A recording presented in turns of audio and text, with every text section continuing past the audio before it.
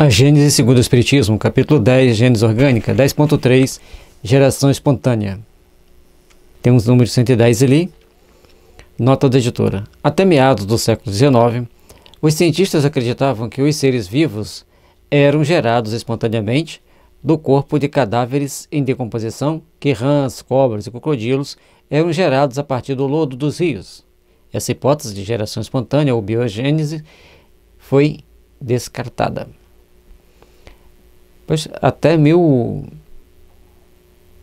até 1850 acreditava-se dessa forma. Quer dizer que o desenvolvimento pleno da ciência ele vem sendo construído ainda ao longo de tantos séculos e a gente pensa, nossa, tantas informações, tantas descobertas, mas são muito recentes. 20. É natural se pergunte por que não mais se formam seres vivos das mesmas condições em que se formaram os primeiros que surgiram na Terra. Todos nós vamos fazer esse questionamento, vamos fazer essas perguntas e vamos procurar. Por que não? Era para continuar a fazer a geração sequencial, mas por que não? Nota da editora, que tem o número 111. O planeta não apresenta as mesmas condições que possibilitaram a existência dos seus primeiros habitantes. Então, em cada condição, as condições que a Terra apresenta hoje, as condições apresentadas, são diferentes de épocas passadas.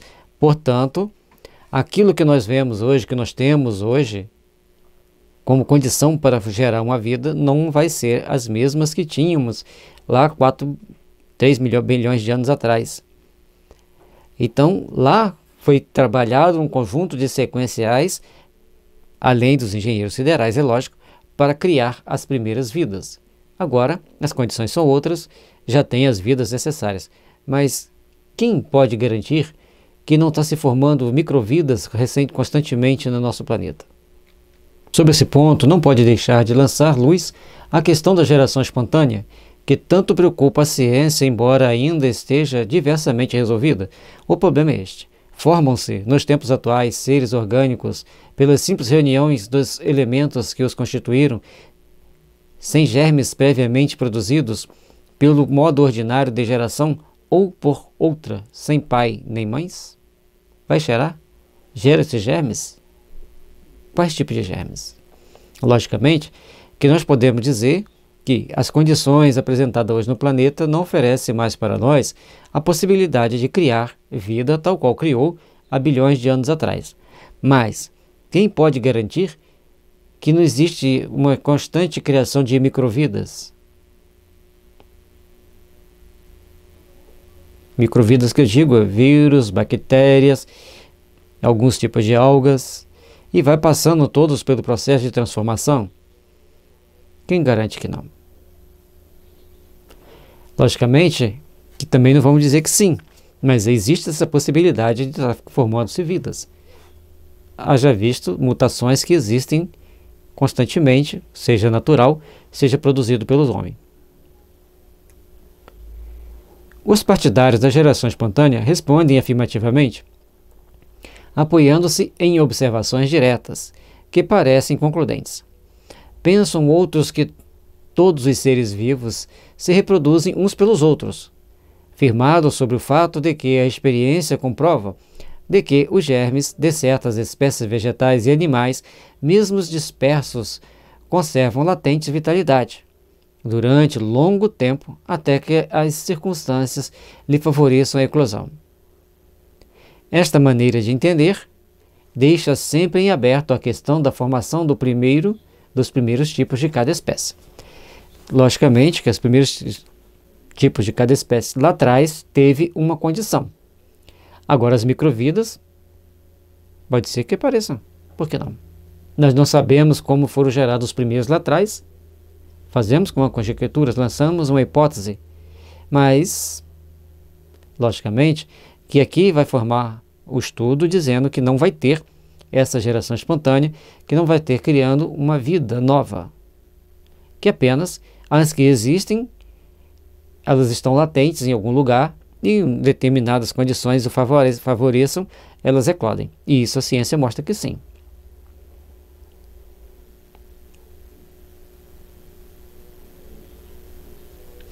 21.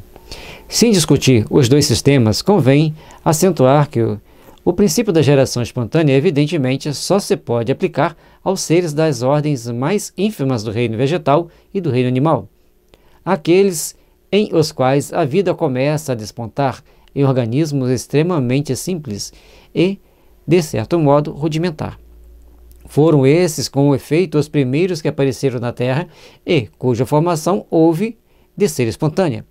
Assistiríamos, assim, a uma criação permanente análoga às que se produziu nas primeiras idades do mundo. Portanto, os seres mais rudimentares eles surgiram espontaneamente. A partir de um determinado momento, eles foram sendo manipulados para serem encaminhados para um processo de evolução e foram se aperfeiçoando, até chegar ao que nós temos hoje. Mas lá naquelas condições, lá nos primórdios dos tempos, e logicamente com os fluidos e os componentes sendo manipulados pelos engenheiros siderais. –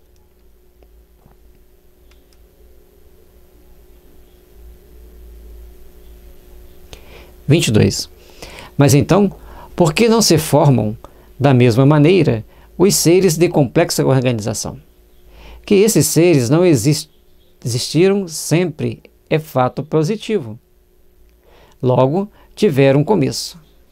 Se o musgo, o link, o zoófito, o infusório, os vermes intestinais e outros podem produzir-se espontaneamente, por que não se dá o mesmo com as árvores, os peixes, os cães, os cavalos? Param aí, por enquanto, as investigações. Desaparece o fio condutor e, até que ele seja encontrado, fica aberto o campo às hipóteses. Fora, pois, imprudente e prematuro apresentar meros sistemas como verdade absolutas.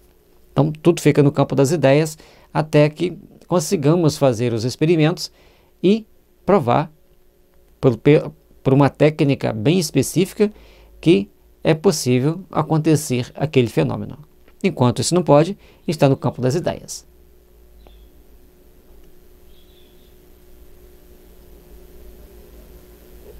23. Se a geração espontânea é fato demonstrado, por muito limitado que seja, não deixa de constituir um fato capital, um marco de natureza a indicar o caminho para novas observações. Sabe-se que os seres orgânicos complexos não se produzem dessa maneira, mas quem sabe como eles começaram? Quem conhece o segredo de todas as transformações? Vendo o carvalho sair da glande, quem pode afirmar que não existe um laço misterioso entre o pólipo e o elefante? Ele pede para olhar o item 25. No estado atual de nossos conhecimentos, não podemos estabelecer a teoria da geração espontânea permanente, senão como hipótese, mas como hipótese provável, e que um dia, talvez, tome lugar entre as verdades científicas incontestes. Então, tudo na vida tem uma sequência a ser estabelecida, tem um raciocínio a ser estabelecido. E precisamos procurar encontrar esse fio que nos conduz a encontrar essa verdade. Esse fio de ligação entre o pólipo e o elefante certamente existe.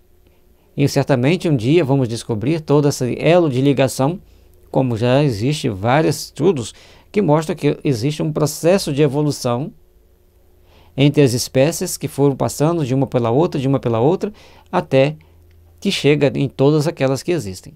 O problema que fica a pergunta é como surgiu o primeiro casal.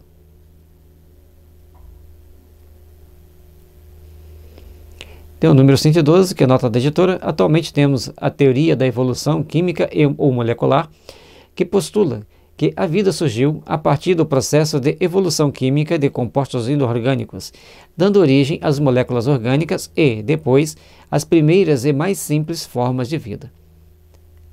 Todas essas teorias existem também explicada, ou existe uma explicação um pouco mais aprofundada do que aqui no A Caminhos da Luz, e no Evolução em Dois Mundos. 113. Nota de Allan Kardec.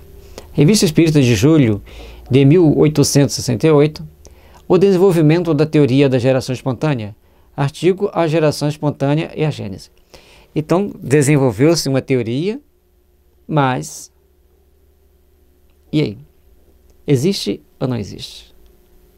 A questão é, lá atrás, nos primórdios, de alguma forma, aconteceu a geração dos primeiros seres. Mas depois, foi sempre passando pelo processo de evolução. Agora, entre os seres ínfimos, quem garante que não tenha um mecanismo da natureza que ainda não descobrimos que faz com que eles apareçam?